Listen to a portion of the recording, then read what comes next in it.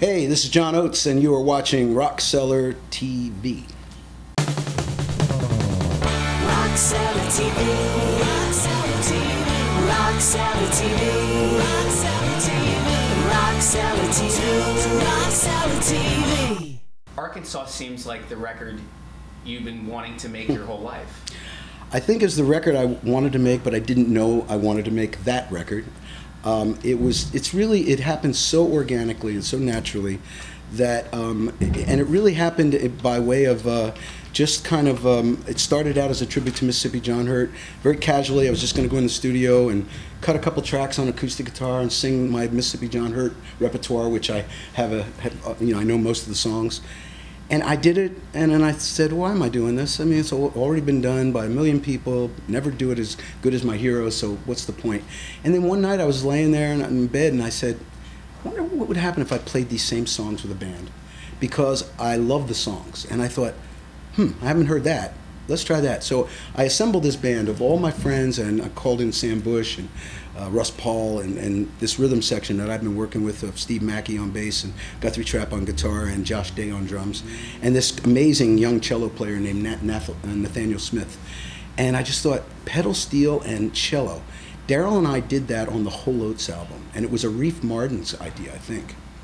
And it's an amazing texture, this incredible earthiness of the cello and the rawness of the bow, and the pristine like harmonics and the celestial kind of sound of the pedal steel. And together they create this incredible thing. And I thought, okay, I'm going to try it again.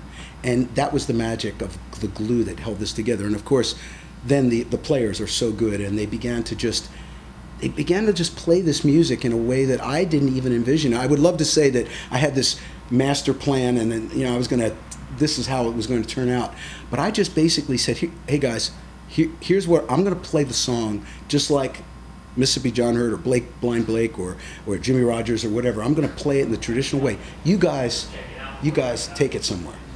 So basically what happened was it ended up like a Dixieland band.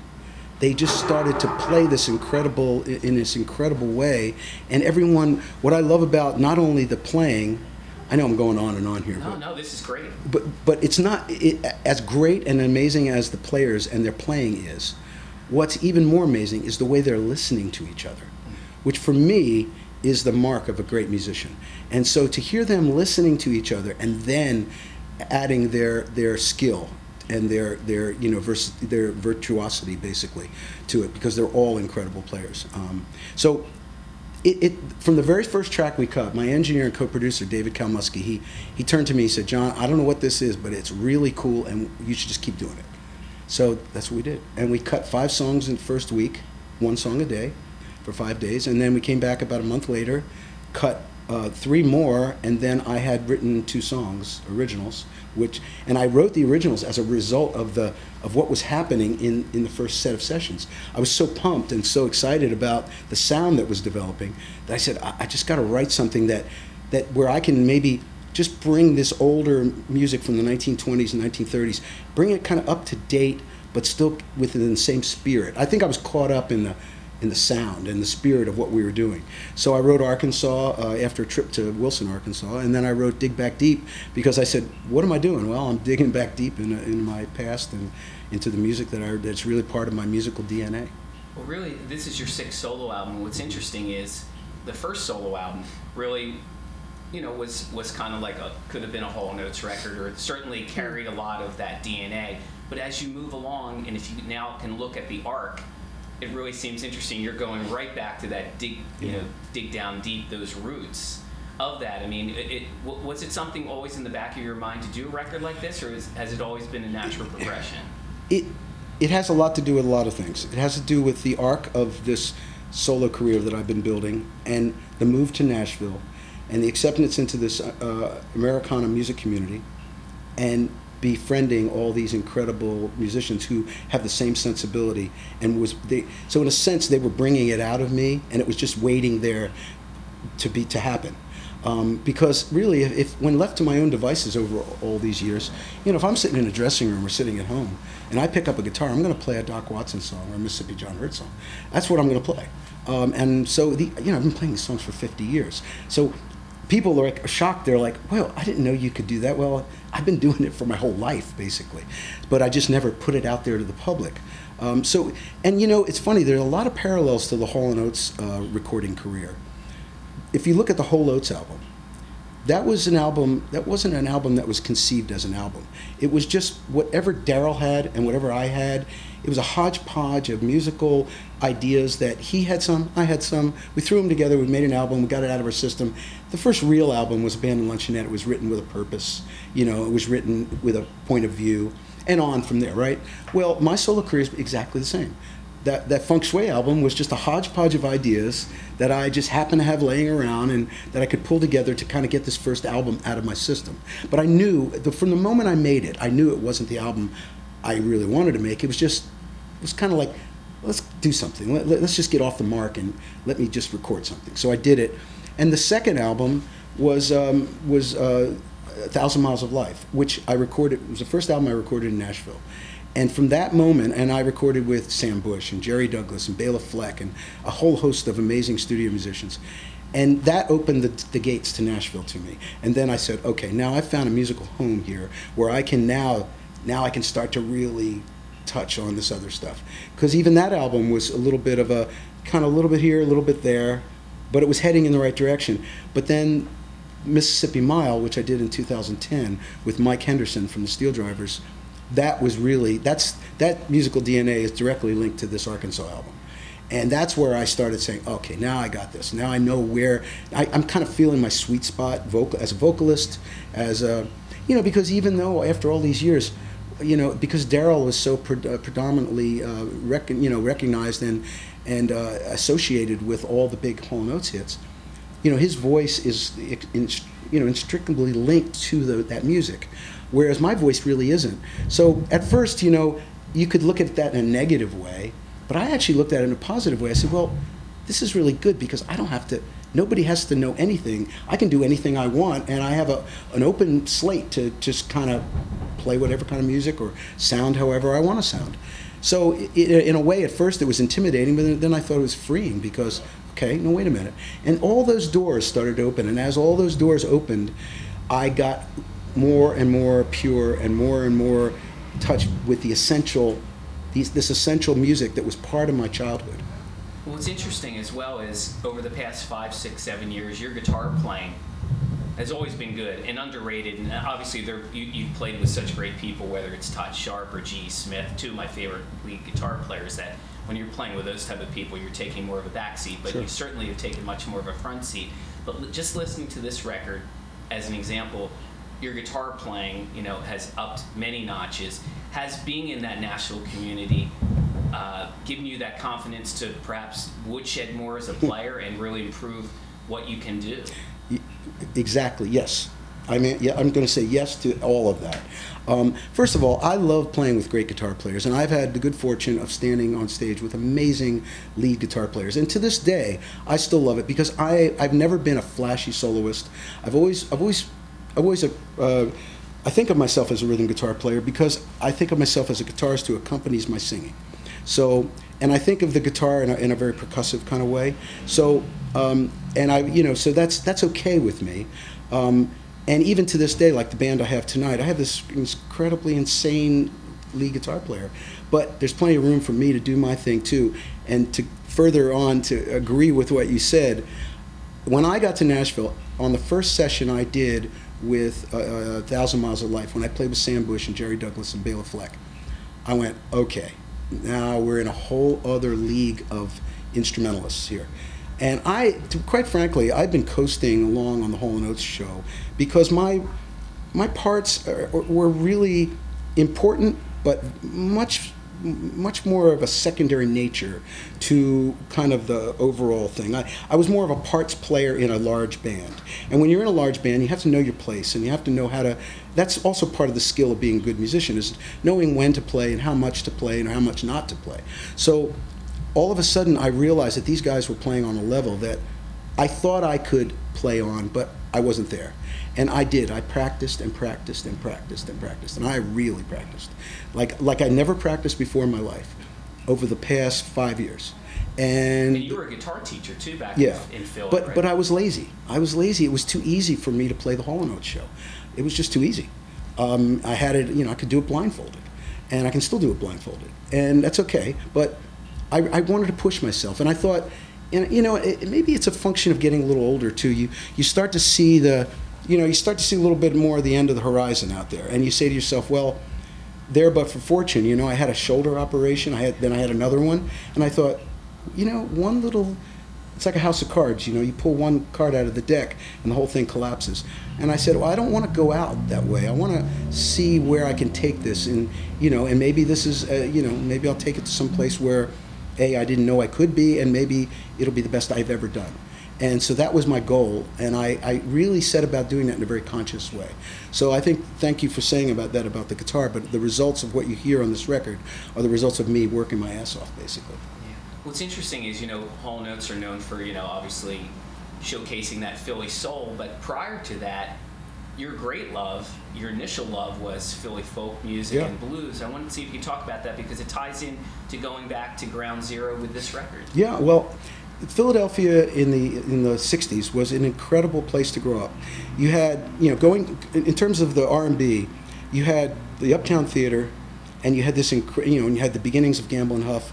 I mean, I was listening to that music. I saw Stevie Wonder play Fingertips when he was 12. I saw Otis Redding, The Temptations, James Brown, The Miracles, everybody. And so I was going to the Uptown Theater on Saturday night, but I was also going to the Philadelphia Folk Festival. I was going to the Main Point and the Second Fret, which were two of the important coffee houses where I saw Mississippi John Hurt and Doc Watson and Joan Baez and Phil Oakes and, you name it, the whole pantheon of the world of the folk revival of the 60s.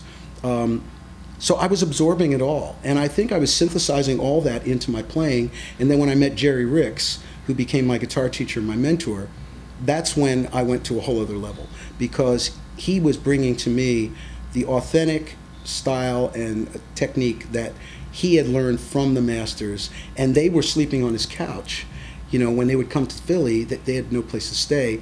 They would sleep on his couch, and I would walk in his house, and there would be Skip James, or there'd be Son House, or something like that. Oh yeah, and that's how I learned it. So, I was learning from the source, not from dropping a needle on a record, which I did when I was 12, but then when I was in my teenage years. So I feel like I have an honest, link and an honest, kind of association with that music, and I feel like I'm carrying it forward. And I think that's what folk music and blues especially has always done. The people have always taken from who's come before them and modified it and made it their own a little bit, but yet try to keep the essence of it pure, and then it moves forward. So that's really, I think, the result of this album is that, because now I'm able to do the authentic stuff, but I'm combining it with 50 years of record making skill, producing skill, recording skill, and now instrumental skill. So I think it's all really come together on this. Well, it's interesting, if you really do listen closely to Hall & Oates stuff, you can certainly hear some of those folk influences, especially in the early stuff. Yeah, had I known you better, I'm just a kid, don't make me feel like a man, and just even your choice of chords, I thought has always been extremely interesting. Even when you weren't copying some of the piano chords, you were coming from a much more imaginative. You weren't just playing cowboy chords. Right. Well. And nothing wrong with cowboy chords. No, cowboy chords are great. I will be playing a few tonight. The only reason I'm kind of taking a tangent here off what you said. Those songs, Had I Known You Better, I'm Just a Kid, on those records, I am playing Mississippi John Hurt's guitar. I'm playing the guitar that he was given in 1964 when he was rediscovered and brought up to the Newport Folk Festival for the first time. He didn't really have a very good guitar, so they offered to buy him a brand new guitar. He picked a Guild F30 off the wall of a place called Fretted Instruments in the Greenwich Village. And I think Patrick Skye, who was a folk singer at the time, took him to the store and said, pick whatever you want. And instead of picking a Martin or a Gibson, he chose this Guild. That Guild was then given to my guitar teacher, Jerry Ricks, after Mississippi John Hurt passed away in '66. Jerry had it, and when we were about to record the first two Hall & Oates albums, I asked Jerry to play on those records. That's Jerry Ricks playing with me on those songs. And he said, do you want me to bring John Hurt's guitar to New York? and you can play it. And I said, yeah, hell yeah. So I'm playing his guitar on those records. Now, flash forward to right now, through a gal who's been an advocate of my book that I wrote. The woman her father passed away, and he owned the guitar in Denver, Colorado. It was in his estate. She heard about the fact that I had played it, and they connected, and she offered that I could buy it. So now I own it. So my only regret is I didn't own it when I was making this record. I got it right afterwards. But Next it was almost like a gift. Next record. Next record. That's fantastic. Yeah, amazing. What was the appeal of Mississippi John Hurt when you first heard him? How did it connect with you? He connected with me the way he connected with everybody. He was a gentle soul. He was almost naive. He came off as like kind of innocent, naive, but he had this kind of clever, worldly point of view, and he had a sly smile, and you could always tell he knew in the back of his mind exactly what he was doing. But he came off very quiet, and he had this incredibly unique guitar style. People lump him into the Delta Blues category, but he's not a Delta Blues player. He's a Piedmont Hill Country Mississippi player, which really has a little bit more a relation to ragtime than it does the classic Delta Blues style that you would think of as Robert Johnson and people like that. So immediately he stood out from the crowd because of that, because no one played like him. He also outlined the melodies. He played and sang the melodies, which is, of course, very much very common in the blues idiom to do that. But he did it in a unique way with chords, and that appealed to me too. So something about him I liked, and I loved his songs, you know, so I just gravitated to him. What were your memories that you saw him live, right? Oh, I saw him many times. Saw him at the Philadelphia Folk Festival, and I saw him at the Second Fret, and sat right in front and just watched him, and he was incredible. And he just he would tell funny little stories. He was very gentle, very soft-spoken, wore a funny little hat, and he just sat there. And you know, and he recorded in the late 1920s.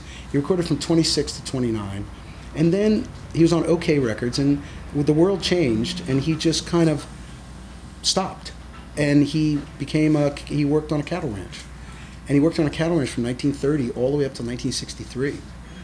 And when a guy from Washington D.C. sought him out somehow in Avalon, Mississippi, found him, brought him back, and said the folk boom was starting to happen on college campuses, and they took him and they reintroduced him to the world, especially to the Northeast, where the folk boom was really happening. And so he only was really rediscovered from 63 to 66, and he passed away in 66. So.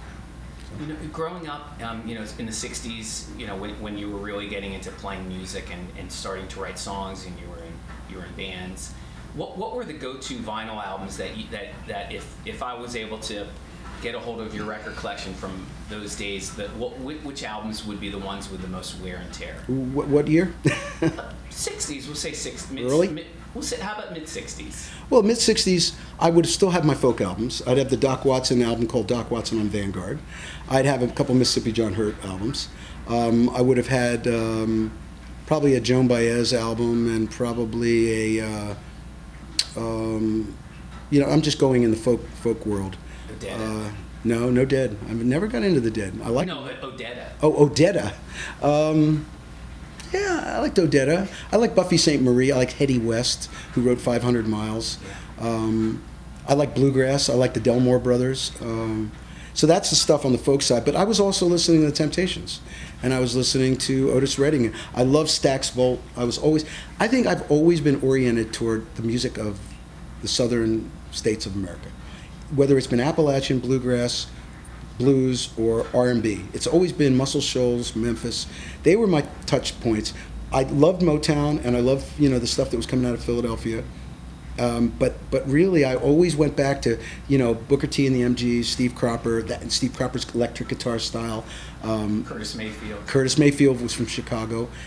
That was, you know, I joke if I say, well, who do I play like? Well, I play like Mississippi John Hurt, Doc Watson, Chuck Berry, Curtis Mayfield, and I don't sound as good as any of them. But that's if you put those four people together, that's how I play. Yeah, I always hear a lot of Curtis Mayfield. Yes. on electric guitar especially. Yeah, which is really, really great. Right. The band you're working with obviously are fantastic. What are some of the lessons that you've learned from them, or that you've been able to absorb into what you do that make you a better player? Well, you know, people like Sam Bush, he has his feet in a couple different worlds. You know, he basically invented a style of music. You know, he came from Bowling Green, Kentucky, and a traditional bluegrass, but he quickly changed to what he developed and basically called newgrass, which was a kind of a more aggressive and adventurous and kind of rock and roll influenced bluegrass style of playing. And it also really was the seed for the jam band movement.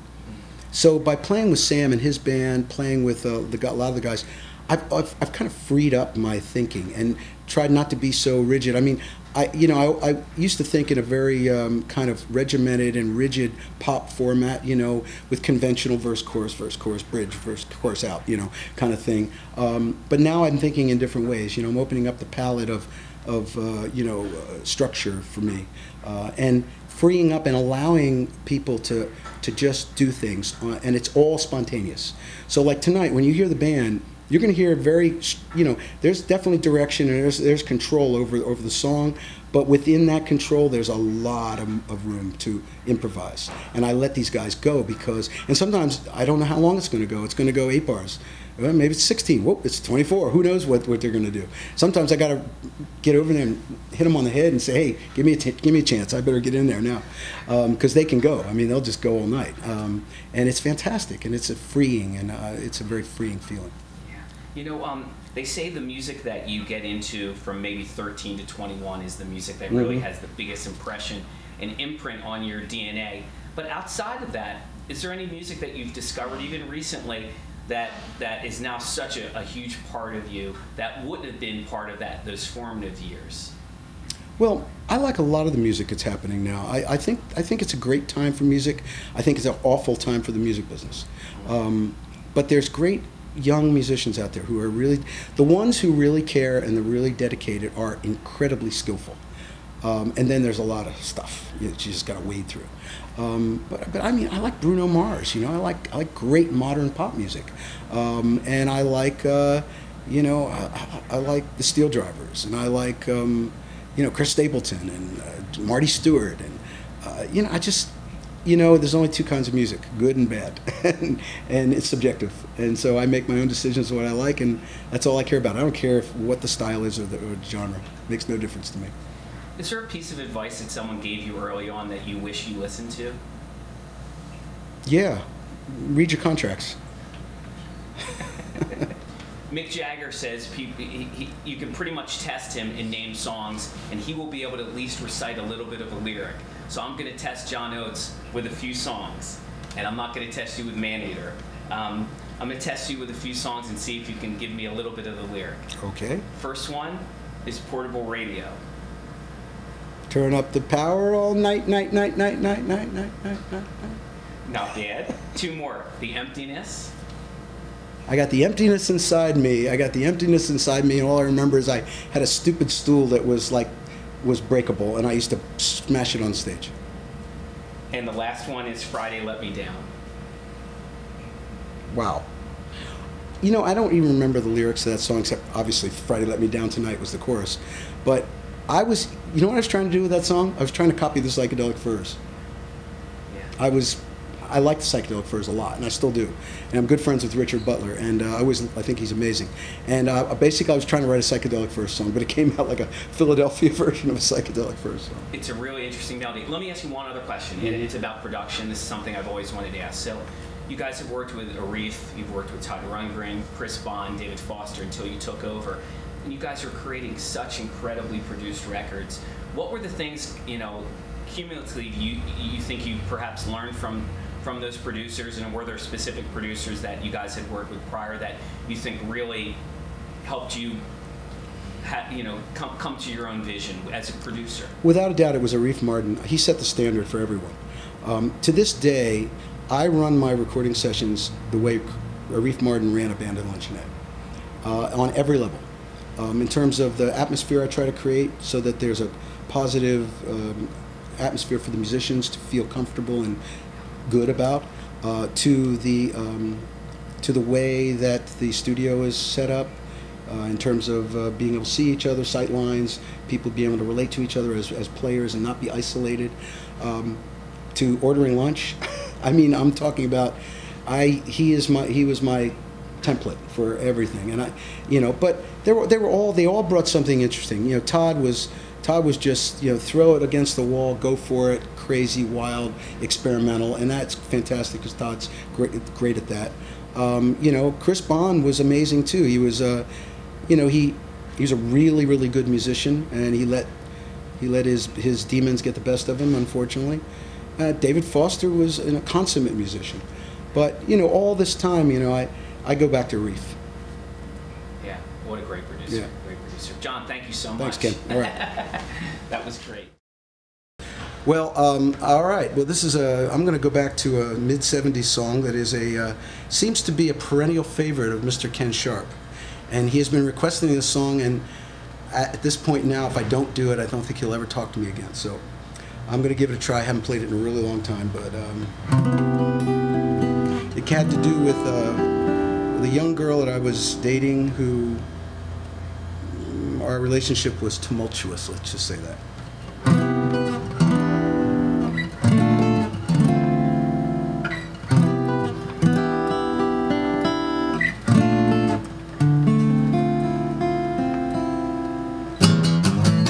Pardon the crazy way I behave in the things I say. Maybe I'm too young to know the score. Something inside not right. Wish I could vocalize. If I scream, would you realize? Feeling like a child without his toy. I just want to tell you everything's alright. I'm just looking at you with crazy eyes tonight. As if I'm acting kind of strange, looking through crazy eyes. Cloudy days say it looks like rain. What's the use? No, it's all the same. Read a magazine, electric light is keeping me from my dream. How do I sound to you? Like a fool little cuckoo too. Only wish I knew what I could do. I just want to tell you everything's alright. I'm just looking at you with crazy eyes tonight. 'Cause if I'm acting kind of strange, looking through crazy eyes, I'm just looking at you through crazy eyes. 'Cause if I'm acting kind of strange, looking through crazy eyes, everything seems so strange. Don't even know my name. Wish I could place the blame on someone. There's no one. Everything's alright.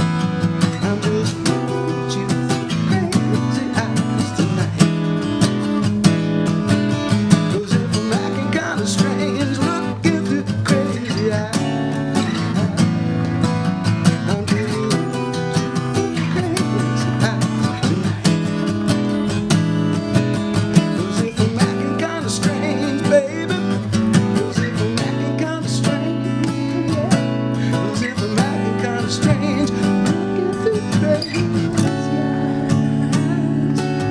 eyes, crazy eyes, crazy eyes.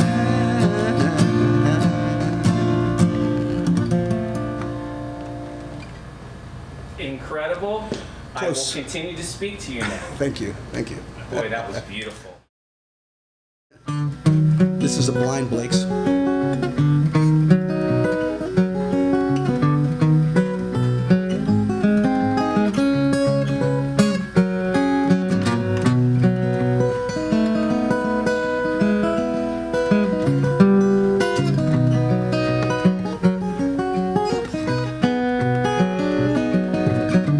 Met a girl in a cabaret.